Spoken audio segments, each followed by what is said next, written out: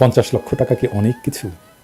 শাফিল লিখেছে, পাপ কি আমার এটাই ছিল যে আমি আবু সাইদের মতো শহীদ হতে পারিনি? এজন্যই চোখ ফুঁড়ে অক্ষিগোলকে গেঁথে যাওয়া বুলেট নিয়ে ভুগতে হচ্ছে আজ 15 দিন। পাপ তো তাহলে ওই পিশাচের যে আসল বুলেট না মেরে লেডের ছড়রা বুলেট মেরেছে। ব্রেন ফুটো হয়ে যেত আর ডক্টর ইউনূস সহ সকলে আমার পরিবারের পাশে দাঁড়াতো, আর আমিও বেঁচে যেতাম এই এক চোখা পৃথিবী থেকে। প্রফেসর ইউনূস, আপনি কি শুনছেন আমাদের এই সন্তানের কথা? আপনাকে কি কেউ বলেছে মাত্র কয়েকটা টাকার জন্য ওর দৃষ্টিশক্তি অন্ধ হয়ে যাবে?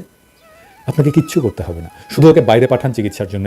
যা টাকা লাগে আমরা প্রবাসীরা তুলে দেবো, কথা দিলাম। ওর দৃষ্টি ফিরে এলে আমরা একসাথে স্লোগান তুলব, স্বাধীন বাংলাদেশে। প্রিয় দেশবাসী, আপনারা যে যেখান থেকে ভিডিওটি শুরু থেকে শেষ পর্যন্ত দেখেছেন আপনাদেরকে অসংখ্য ধন্যবাদ জানাই।